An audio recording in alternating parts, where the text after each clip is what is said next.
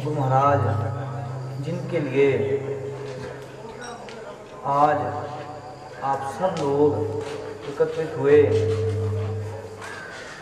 लक्ष्य इतना सा है कि एक उत्सव है गुरु पूजा का, परंतु हे प्रेमी, ये जो गुरु पूजा का उत्सव कहा जाता, मनाया तो जाता, सच पूछो लोक लोकांतरों का उत्सव है, मात्र एक हमारे ही विश्व का नहीं, संपूर्ण लोकों का देवलोक, जहाँ पर ये बहुत ही हर्षपूर्वक मनाया जाता। लेकिन प्रचलन के मुताबिक हे प्रेमी, ये पूजन कहाँ सार्थक हुआ? अपने भीतर बाहर है, बाहर गाओगे बजाओगे, खुश हो सकते हो, झूम सकते हो, खुशी हो जाना, खुशी में उतर जाना अलग चीज, आनंद में उतर जाना ये अलग चीज। आनंद और खुशी ये दो चीजें अलग अलग। खुशी का अर्थ है जो बदल जाए, जो आज है कल ना रहे। लेकिन एक चीज है आनंद।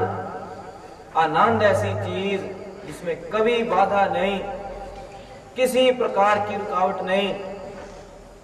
चाहे बाहर प्रलय हो जाए, बहुत भारी विपत्ति आ जाए, अथवा बहुत बड़ी खुशी आ जाए, आनंद एक ऐसी चीज जो किसी भी स्थिति में टलने का नहीं, बदलने का नहीं।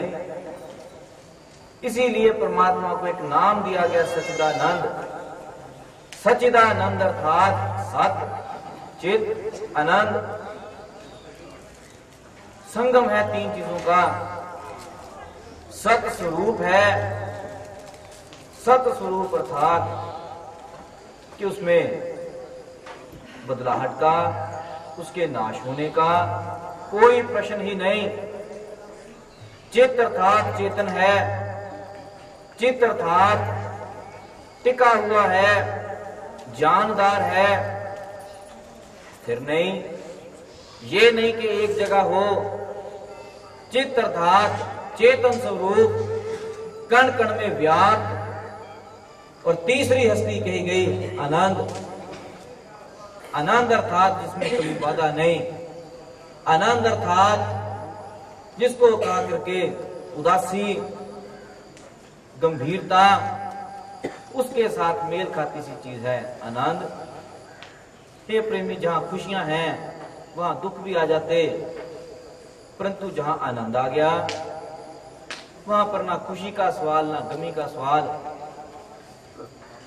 कबीर साहिब का एक वचन इसके लिए बहुत महत्वपूर्ण। जहां मरने पर पाइए।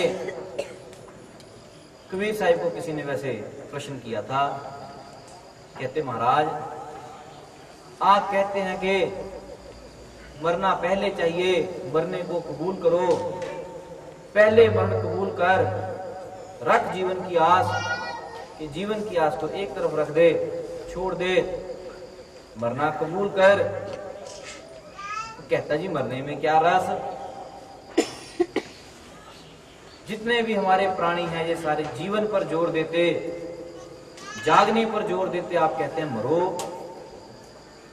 कबीर कहते कि जा मरने पे जग डरे, मेरे मन आनंद, मरने पर ही पाइए पूर्ण परमानंद। संसार कहते डरता है, संसार इस बात से हटता है कि हाय यदि मर गए तो क्या होगा, यदि मर गए तो क्या बनेगा, भूत बनेंगे, इस योनि में जाएंगे, उसमें जाएंगे। तो कहते मेरे मन आनंद। हे प्रेमी, ये मरने का तरीका है जिसको कहा जाता पूजन। यथार्थ रूप से मरने का तरीका, मरने का अर्थात पहले इस बात को समझ लेना, मरण है क्या।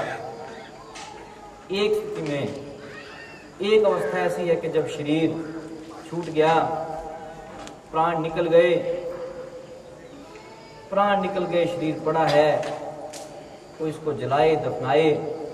तो बाद की स्थितियां, प्राण भीतर से निकले, एक डिग्री आ गई कि जी मर गया, और दूसरी मृत्यु है जीवित मरना, जीते जी मरना। वो स्थिति जरा ये है कि प्राण तो भीतर रहें पर हरकत सारी शांत, बिल्कुल निष्क्रिय हो जाए, बिल्कुल ऐसे हो जाए कि जैसे कोई भी गतिविधि नहीं। ये प्रेमी, दोनों में जरा सा अंतर है। जब तक तो प्राण अंदर हैं,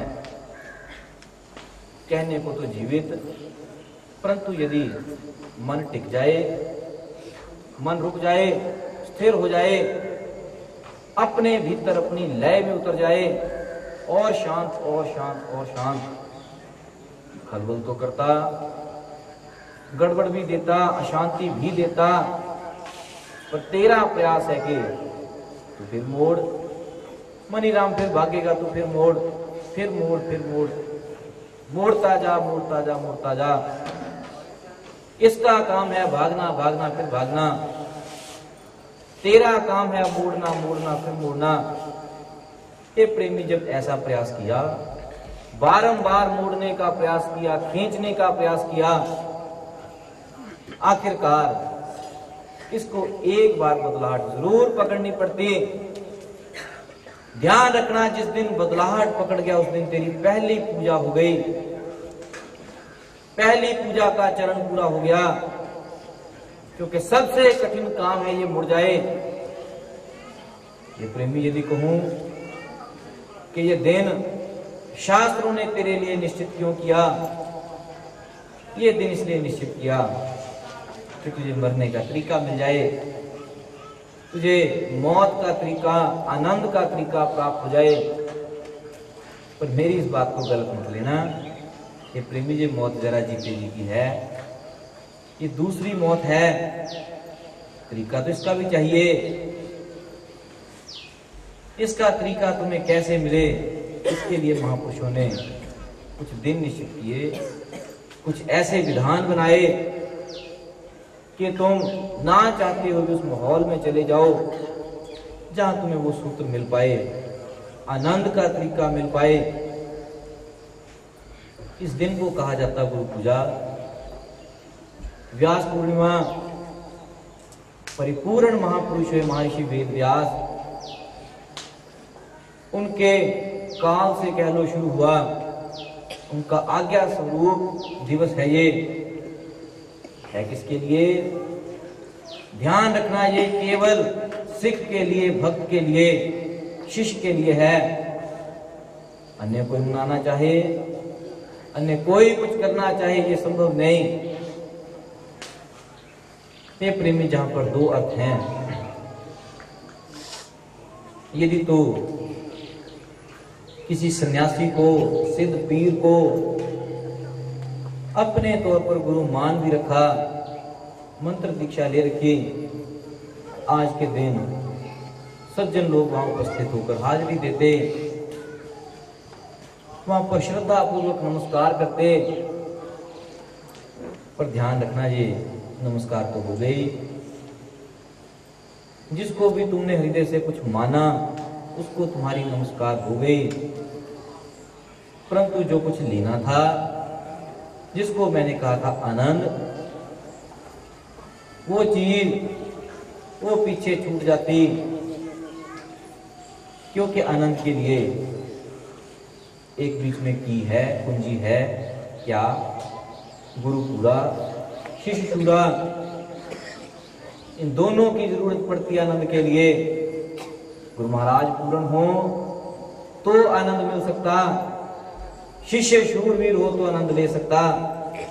यदि एक भी तरफ कमी आ गई तो हे प्रेमी समझ ले, नागा पड़ गया। यदि एक भी तरफ कमी है तो पूजा नहीं। गुरु महाराज पूर्ण ना हो, गुरु महाराज तेरी मान्यता के अनुसार गुरु तो है, परंतु पूर्णता को प्राप्त नहीं, तो भी हे प्रेमी एक कसक भीतर रह जाती कि जो लेना था सो तो मिला ही नहीं। और यदि तेरी अपनी तैयारी नहीं, गुरु महाराज हो, पूर्ण गुरु महाराज उपस्थित हो, तेरी अपनी तैयारी ना हो, तब भी आनंद